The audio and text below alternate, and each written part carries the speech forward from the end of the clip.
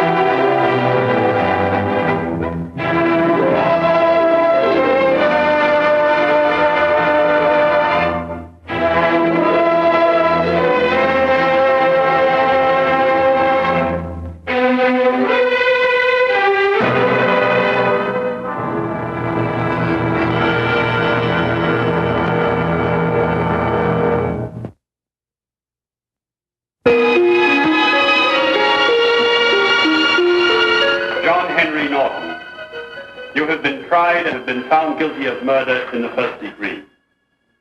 It is never with pleasure that this court metes out punishment, no matter how richly deserved. How much more painful becomes the task in this season of goodwill toward men. Nevertheless, it only remains for me to ask if you have anything to say before I pass sentence upon you.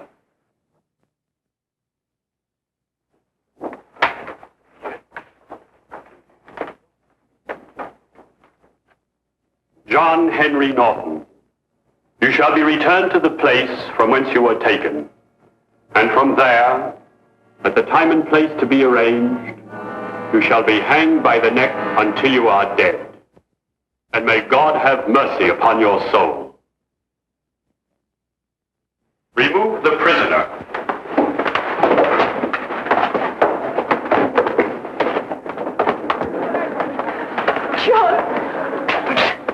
Oh, never mind, my darling. Just remember to bring me my Christmas pudding. John? There's a long way between a sentence and the end of a rope, Mr. Holmes. I'll kill you before I die!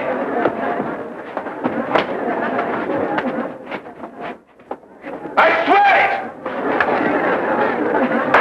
Court's adjourned.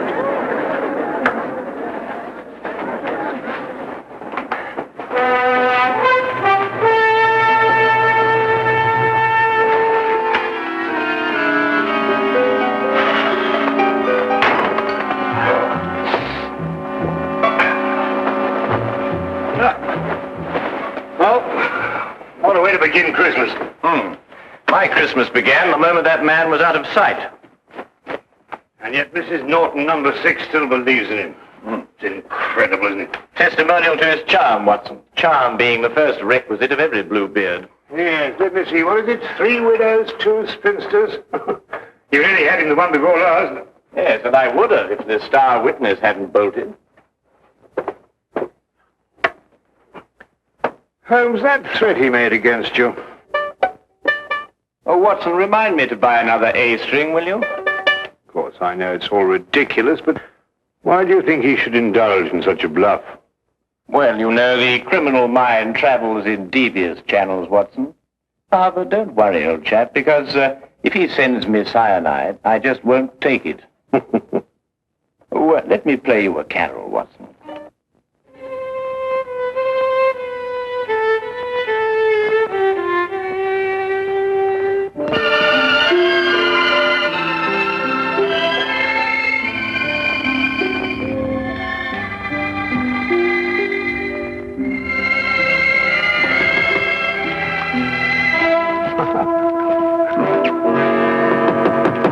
Found this in the letterbox. Oh, thank you, Watson.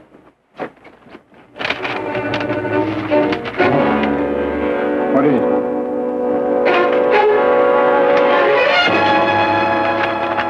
Soon? Well, what does that mean?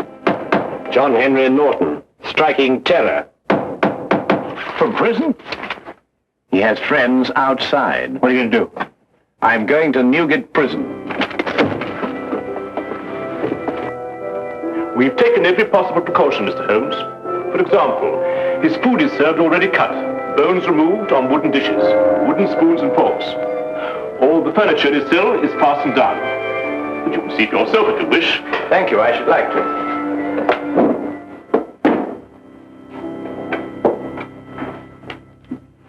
Christmas gifts for the inmates. Every parcel will be properly examined before it's handed on. I see. Any for Norton? None so far. This way, please. Thank you.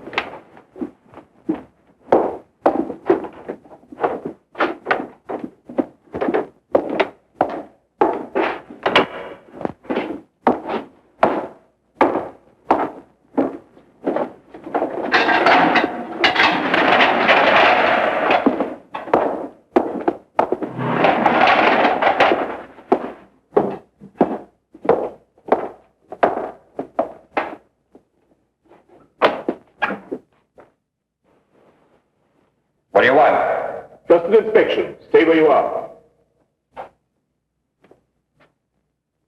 I said soon, Holmes, but not quite this soon. Just wait. I'll get your neck between these two hands. How often do you inspect his bedding? Every morning and evening. Thank you. I think I've seen enough. Don't let it worry you, Mr. Holmes. In just 10 days, it'll all be over. Yes, of course. Soon, Holmes! Soon! Soon, Holmes! Soon!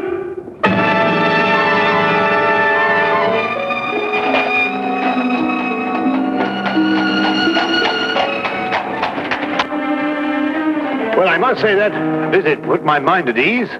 It did? No, didn't it yours?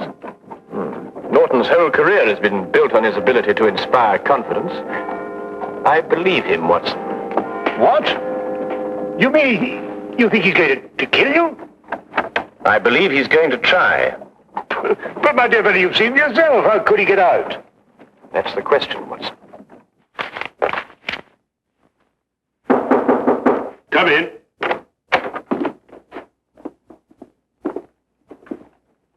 Mrs. Norton, sir.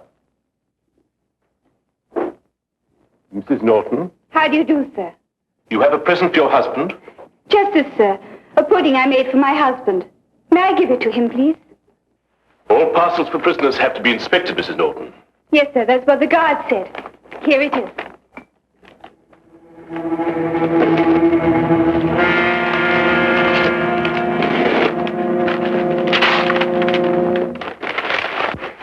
I'm not very much of a cook, sir, but I do make a nice Christmas pudding. Well, I'm afraid I shall have to spoil its looks a bit. Still, I expect it will taste just as good.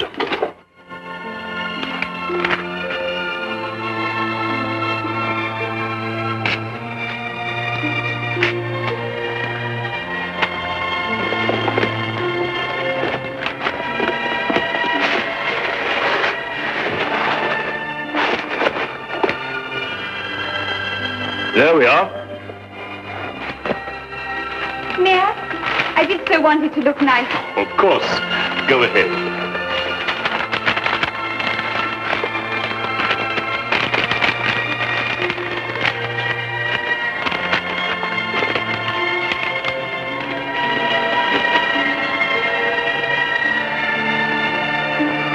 Simmons? Yes, sir. Mrs. Norton may see the prisoner. And may I take this to him myself, sir? Well, I think we can make an exception in your case, Mrs. Norton. Yes, you may. Take her along, Simmons. Yes, sir. Thank you, sir. Wait. I'll take her myself. Yeah.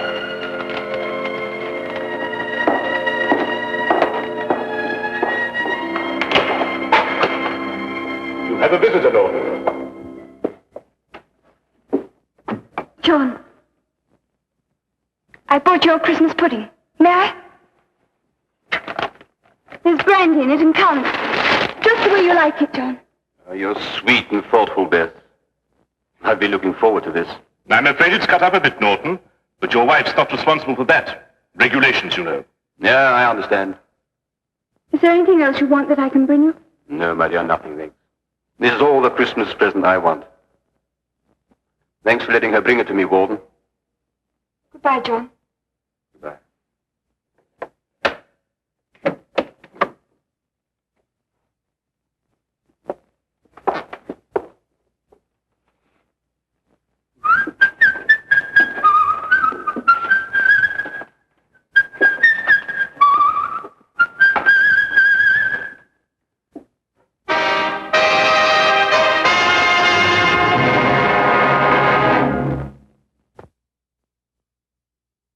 Cheer, an ominous cloud continued to hang over our Baker Street flat, for all that either of us could do to dispel it. It was Christmas, but there was still the condemned man's threat.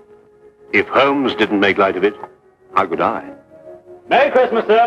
And a very Merry Christmas to you. Thank you, sir. Go on, old girl.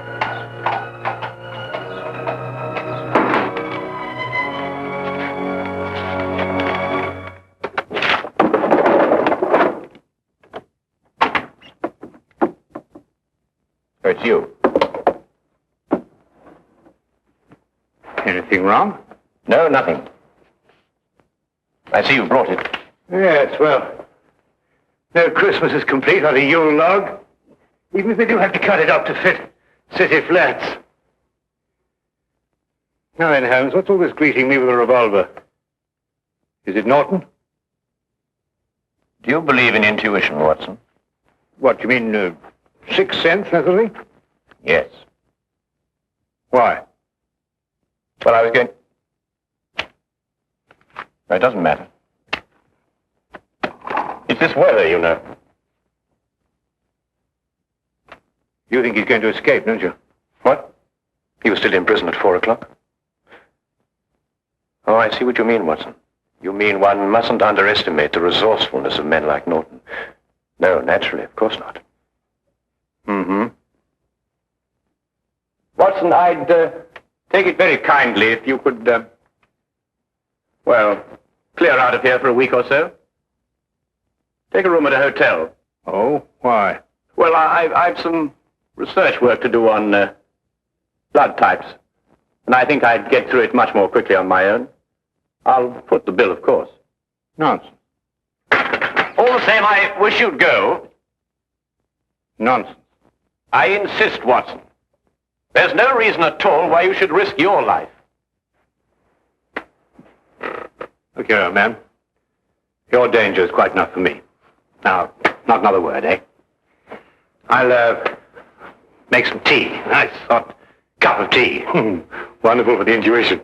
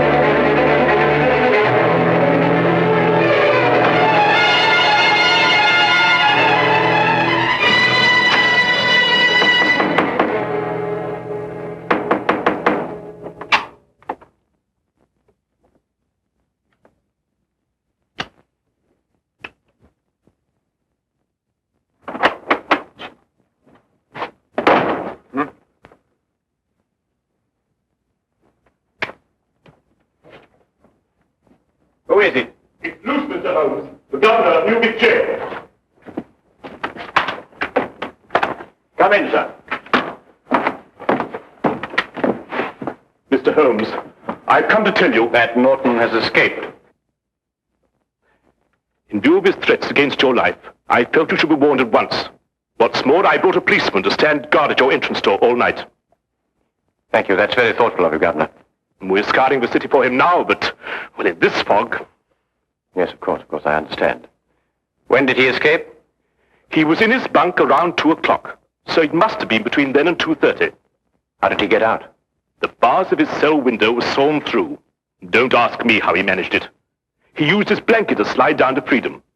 But I must be getting back. The Smith here will take orders from you till he's relieved. I'm sorry, Mr. Holmes. Good night, Dr. Watson. Good night, Governor. Come, Smith, take your post.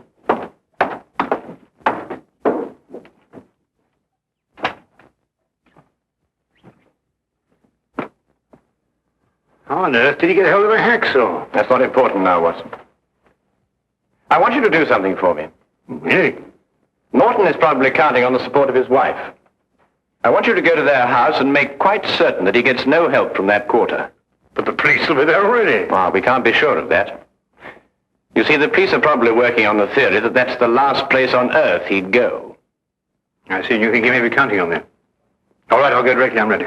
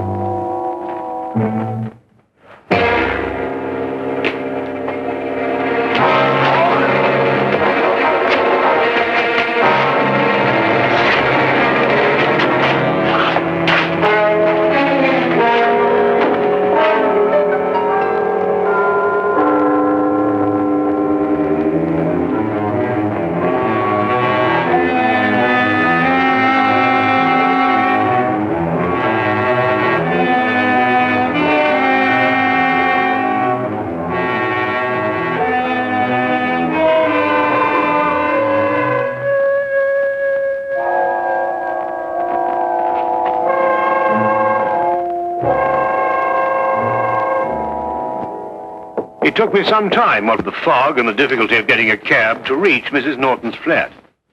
When I arrived, the police were already there, making sure that Mrs. Norton did not leave. Of course, Holmes had known they would be, and I suddenly realized he had pushed me out of the flat so that I would not be exposed to danger. I started back at once.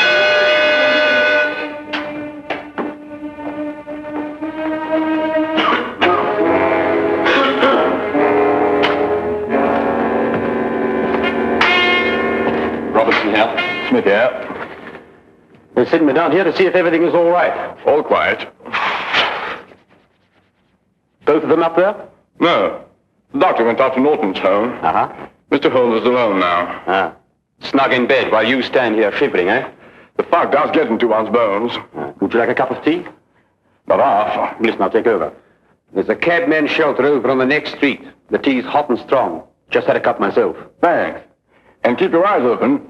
They say that this Norton's a rough one. I can handle him. Won't be more than 10 minutes. Oh, don't hurry. Take your time.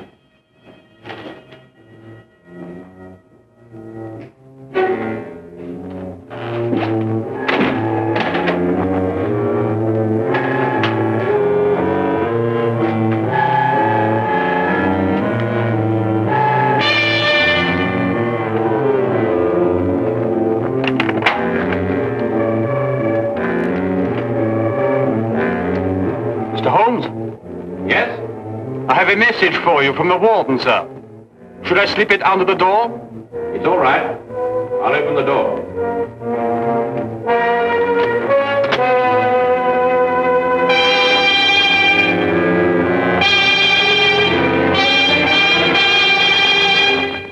Mr. Holmes? Yes, over here. You can leave the message on the table there. Yes, sir.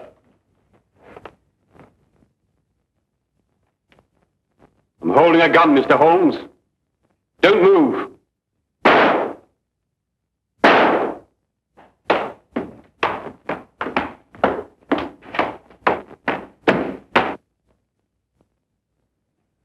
Told you I'd get you, Mr. Holmes. Now they'll get me. But I don't care. I've had my revenge.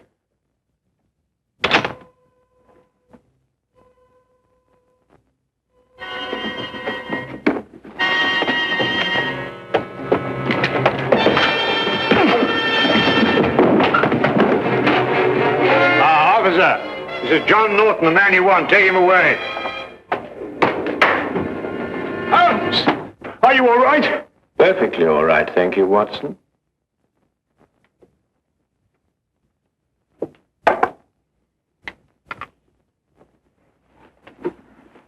Well, I must say that Mr. Norton, besides being an authority on poisons, was also a deadly shot.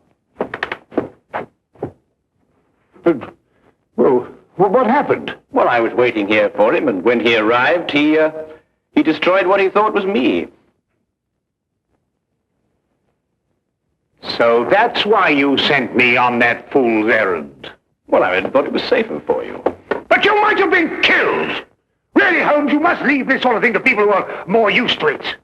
Oh, now, really, Watson, you don't mean to say that you're... Now, you listen to me.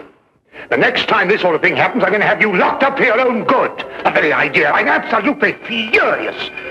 Why, I just don't know. Sometimes I think you just need a nurse. Someone passed him a hacksaw. I want that man. It's up to you to find him. I'll give you 24 hours. Otherwise, every guard who is on duty in that wing will be dismissed. Do you understand? But, sir... Find him! Those are orders.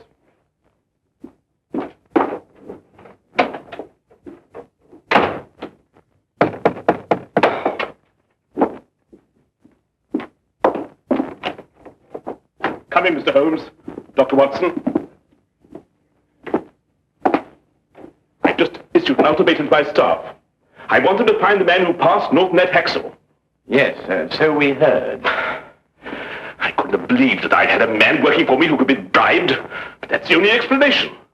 Perhaps, and then again, perhaps not. There were some packages on this table.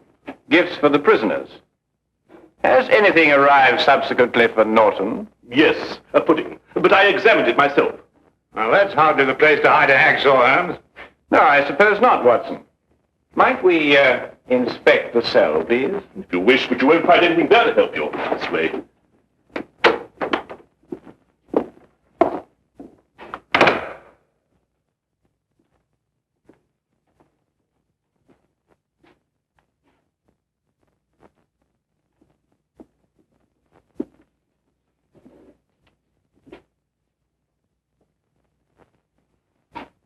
His pudding came in that. Here's your answer, Governor. Oh, come now, Holmes. A cardboard box with a bit of fancy string round it. Who passed this to Norton? I did myself, after inspecting it, of course.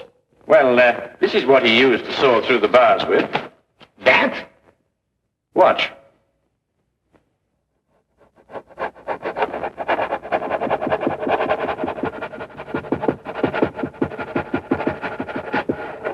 Now, take a look at that. Well, how's that possible? What's the hardest substance known? A diamond. Well, this sort of string is usually made to glitter with an application of powdered glass. But if a section of it is made on a stronger base with a coating of diamond dust instead, then you have a very effective cutting tool indeed. And you gave it to Norton yourself, Governor. It's extraordinary. Not extraordinary at all, my dear Watson. Really quite ordinary. After all, diamond dust has been cutting steel for a good many years. Shall we go? Oh, Merry Christmas, Governor. Of course. Merry Christmas, Dr. Holmes, Mr. Holmes, Dr. Watson. A very Merry Christmas.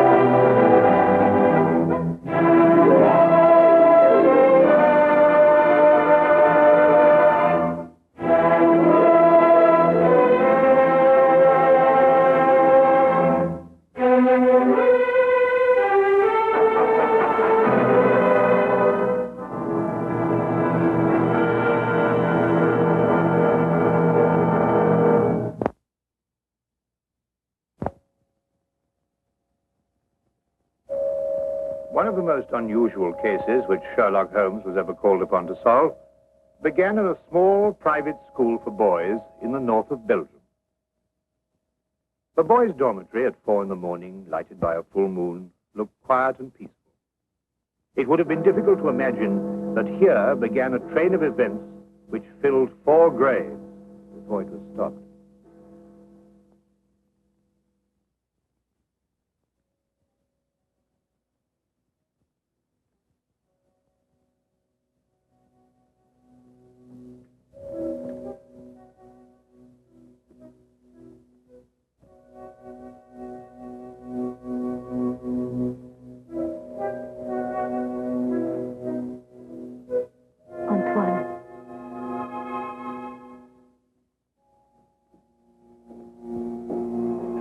Antoine.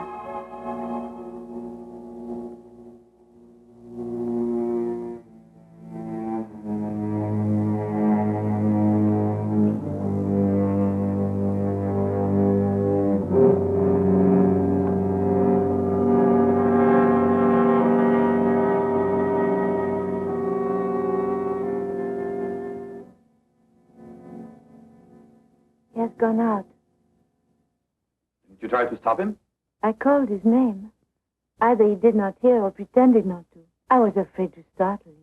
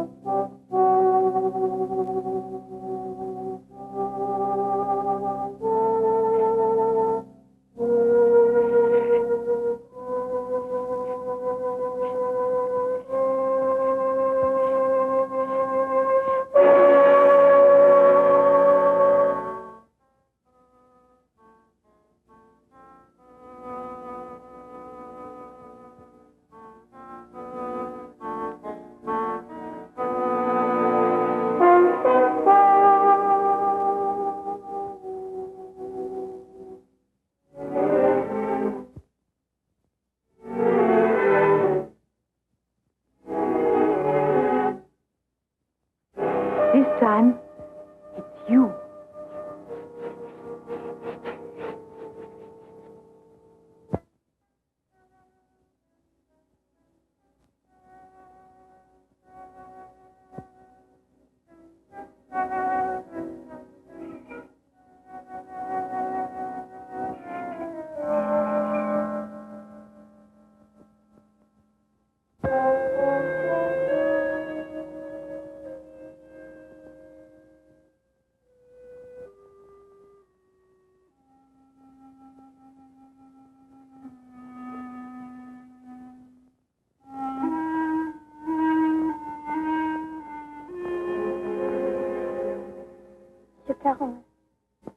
Is there nothing wrong?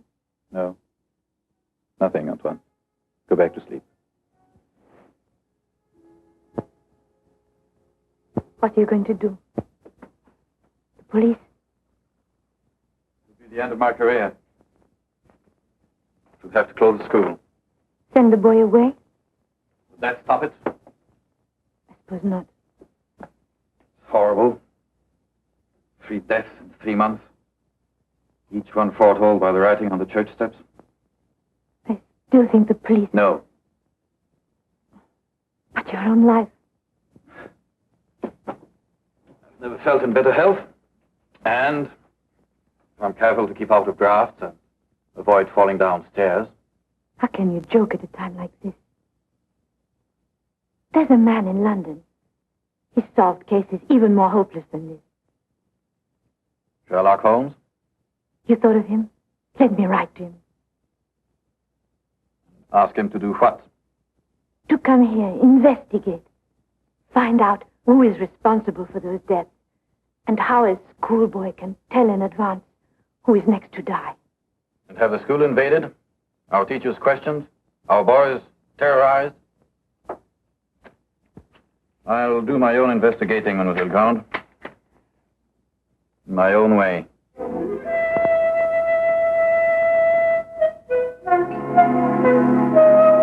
Some weeks later, a letter arrived at Baker Street. Holmes read it over once to himself and then aloud to me. Dear sir, it will be a source of eternal regret to me that I allowed myself to be dissuaded from writing to you sooner, Mr. Holmes.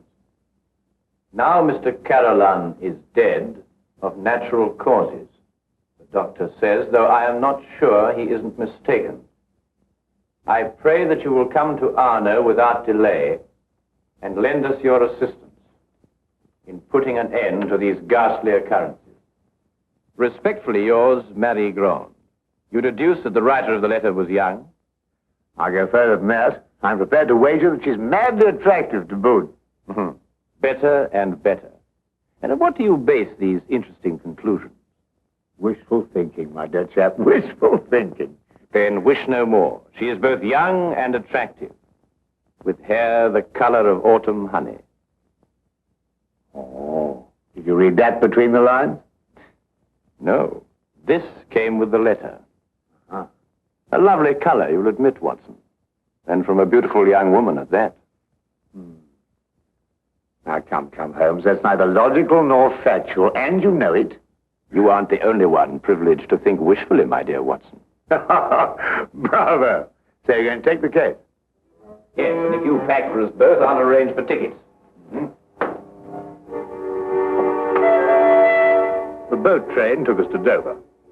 By mid-morning the following day, Holmes and I were sitting in the headmaster's study at the Arno School in the presence of Mademoiselle Mary Grande, who was indeed extremely attractive, with hair the exact shade of autumn honey.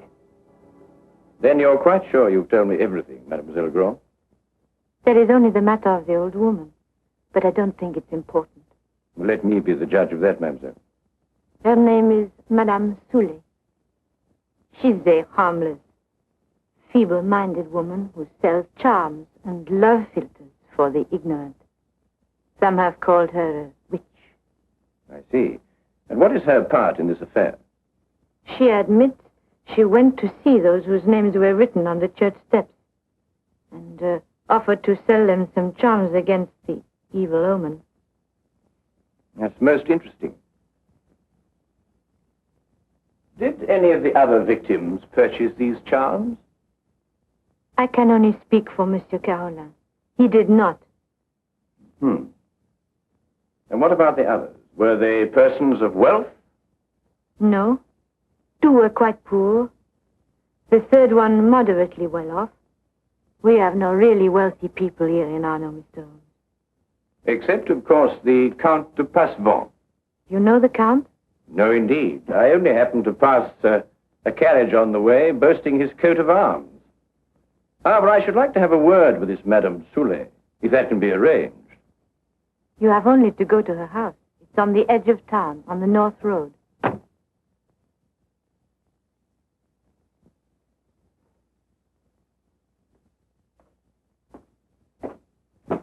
Monsieur Manelli, this is Monsieur Holmes and his friend Dr. Watson. Monsieur Manelli, our new headmaster. How do you do? How do you do? Now that you're here, Mr. Holmes, we have hopes at last of getting to the bottom of this terrible affair. Thank you, sir. I can only hope to do my best. Mademoiselle Grande has given you all the facts? All the facts at her command. Perhaps you can supply some additional ones. I am sorry, no. Mademoiselle Grande was the favorite member of the faculty here. She had Monsieur Carolan's confidence, not I. I see. And now that I've had the honor of meeting you gentlemen, I hope you will forgive me if I go to meet my class. But certainly. By the way, mademoiselle, Dr. Dimanche is waiting in the vestibule. Did you send for him? Yes, I did. I'll go and fetch him. I'll be back directly.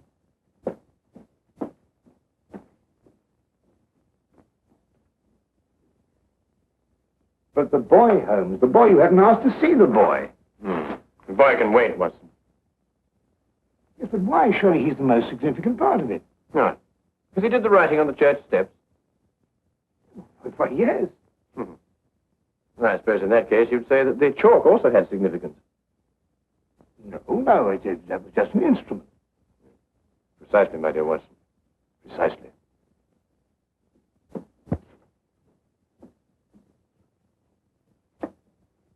Mr. Holmes, this is Dr. Dimanche.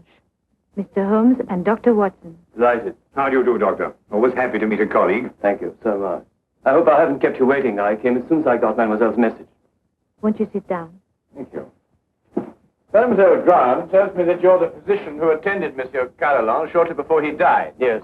My last examination of him gave me no hint of what was coming. I see. And yet you're positive he died of natural causes. There's no doubt about it. I believe 3 other persons died recently in Arno, shortly after their names appeared on the church steps. Did you attend them also?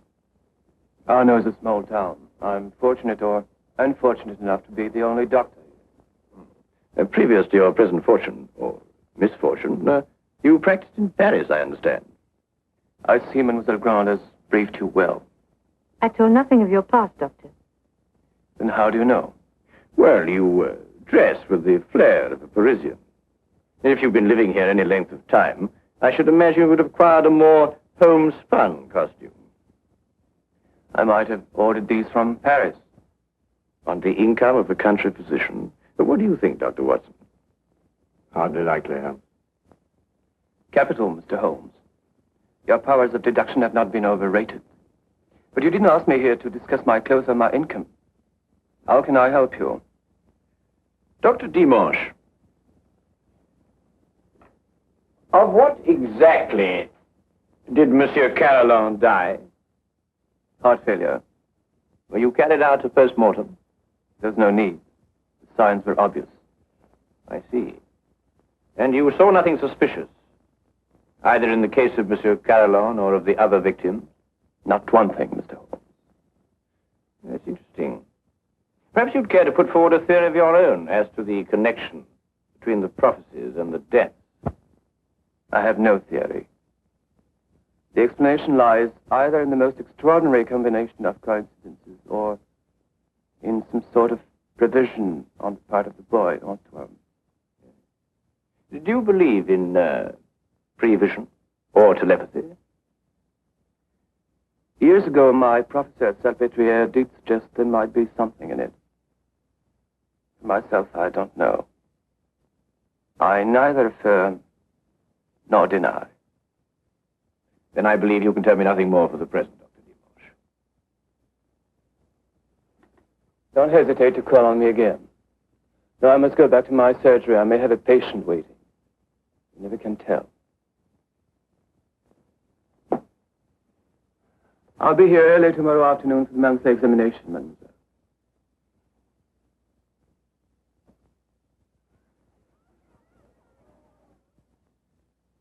Dr. Dimanche examines your pupils every month, then, mademoiselle? Yes. The health of our pupils is of the greatest concern to us. So it should be, Mademoiselle Grant. So it should be. You know, it's an extraordinary thing, the odd and assorted illnesses that crop up in a boys' school. Vous devez rester en place à cette heure au lieu de courir dans les couloirs. Allez maintenant. That is he. So that's the boy who on 4 separate occasions was able to foretell the death of a citizen of Arno. Well, there must be some logical explanation for it. There is, Watson. There is. Holmes, do you know how it was done? Yes, that part was simple. Our main difficulty will come when we try to prevent the 5th murder.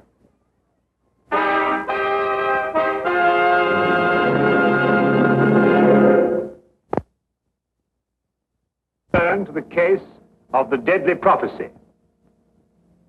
The church on whose steps the deadly prophecies were written stood less than 100 yards from the school. I had supposed that Holmes, with his usual attention to detail, would want to examine it thoroughly, but once again he surprised me. He did not stop. And I had a fair guess that perhaps he wanted to have a little talk with a certain Madame Soulet. Come in. Madame Soulet? Come in, come in. I was expecting you. I thought you would be. Sit down. Thank you. Do you know why I've come to see you? Help, naturally. Score one to her, Holmes. Let's call it information. Trifling bits of information such as, how came the boy by his deadly prophecies? Whose hand was it made them come true? Suppose we start with a bit even more trifling. You offered charms to the victims. But how did you know who they were before they were struck down? There were no announcements made. If the Englishman will cross my palm with English gold, You'll tell me? I will give the Englishman a filter, warranted to make him see so clearly and think so lucidly that all mysteries will be revealed to him. Each is as potent as the belief of the one who buys and uses it. If those four had bought instead of turning me away, who knows? But they did turn you away. And now all are dead. May I sell you a filter, sir? It will guard you against harm.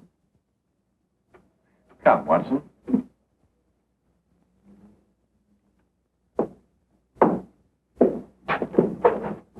Good day, Madame Soulet. You are a wise man. You say little and listen well. Good day to you, sir.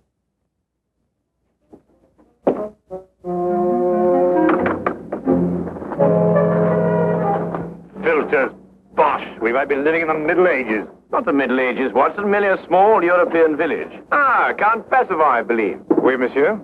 How do you know? I saw you in your carriage, sir. Ah, are you enjoying your stay in our village, Mr. Holmes? Do you know me, Count? I saw you from my carriage. Ah, bravo, Count. As you say in France, touché. May I introduce my very good friend, Dr. Watson? Enchanté, docteur. How do you do, sir? Have you formed any conclusions, Mr. Holmes, as to the names that were written on the church step? Well, at the moment, Count, I must confess that I am more interested in the names that were not written on the church step. Mine hasn't been written on it yet. And I don't believe it will be. Tell me, sir, you know this village. Have you any ideas? I am not superstitious, Dr. Watson. I do not believe...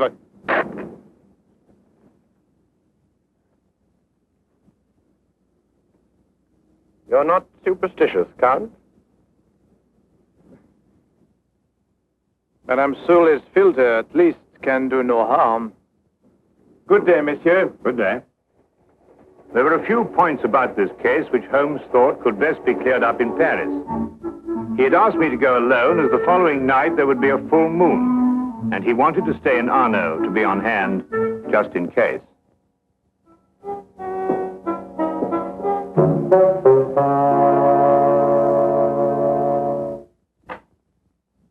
What is it? What's happened? Nothing at all, Antoine. You were walking in your sleep. Now be a good boy and get back to bed. I can't. There's something I must do. Not tonight. Not tonight, Antoine. Yes, sir.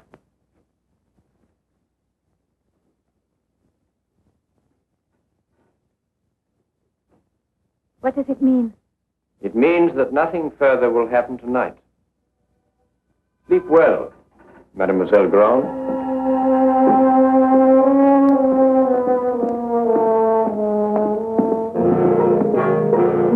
The carriage came to fetch me at the station. Later, I found Holmes at the school. Well, you may go back to your class now, Antoine. Well, Watson, did you have a successful trip? Yes, you were right. Good. Mr. Holmes, was the boy able to tell you anything? No, but his silence was eloquent. Oh, by the way, I should like to have the use of the headmaster's study for a little gathering shortly before midnight. You name the murderer? No, he will name himself.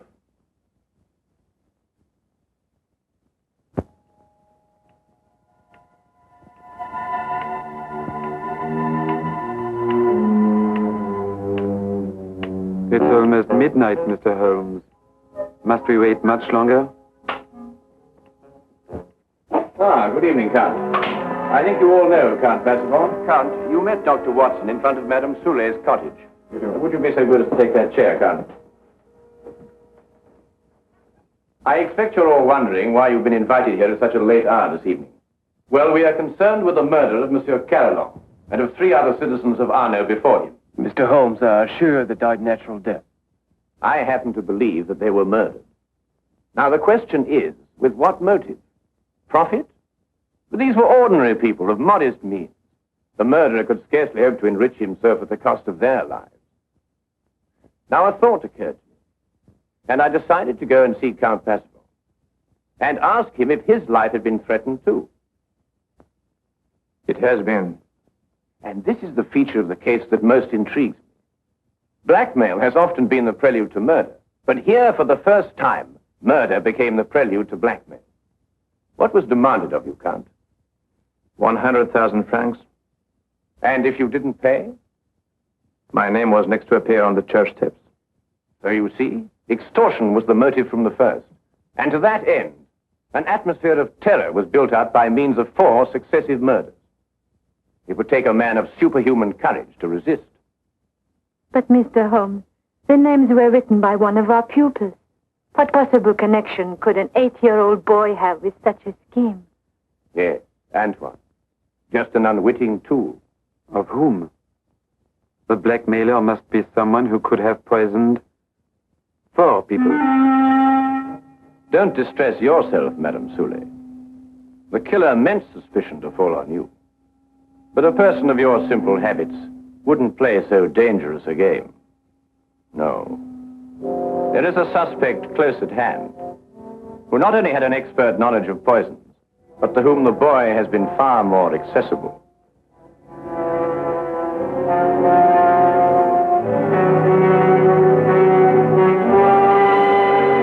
Accessible regularly once a month. This suspect was once a pupil of Dr. Charcot, who lectured on hypnotism at Salpêtrière Hospital in Paris. It would have been as easy for him to send Antoine on his monthly errands as to wind up a mechanical toy. Dr. Watson. Yes? Yesterday in Paris, you made certain inquiries into the character and education of this suspect. What did you discover? I discovered that he was a spendthrift and a wastrel who had quit Paris in order to escape his creditors. It's a lie. Calm yourself, Dr. Dimanche. I, too, have dabbled in hypnotism. This morning, Antoine and I had a little talk. I suggested that he come down here at midnight and point out the person who instructed him to write on the church steps.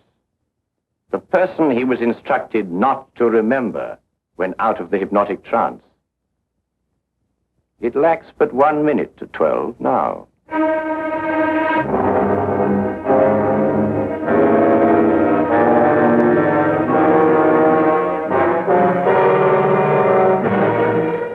Stay where you are, all of you. Don't be a fool, Doctor. When I visited your office this afternoon to look over your stock of drugs, I took the very ordinary precaution of emptying the cartridges from your gun.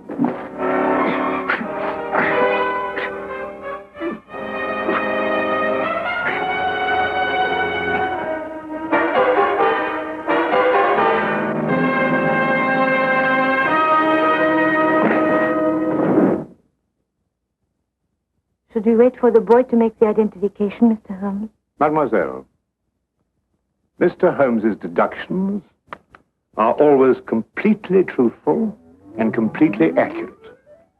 But the methods by which he achieves these ends are not always so straightforward. He said that he'd hypnotized the little boy to have him come here tonight at midnight. How did you know it was a bluff? You also said that the gun was unloaded. Oh.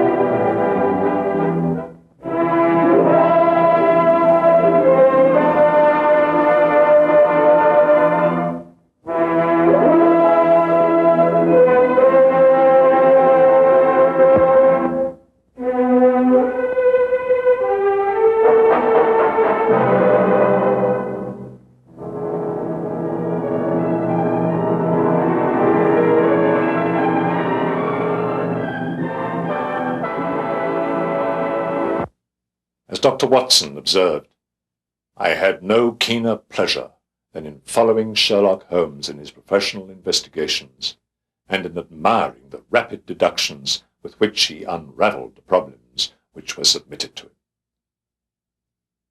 May Sherlock Holmes of Baker Street continue to give us all such keen pleasure for many years to come.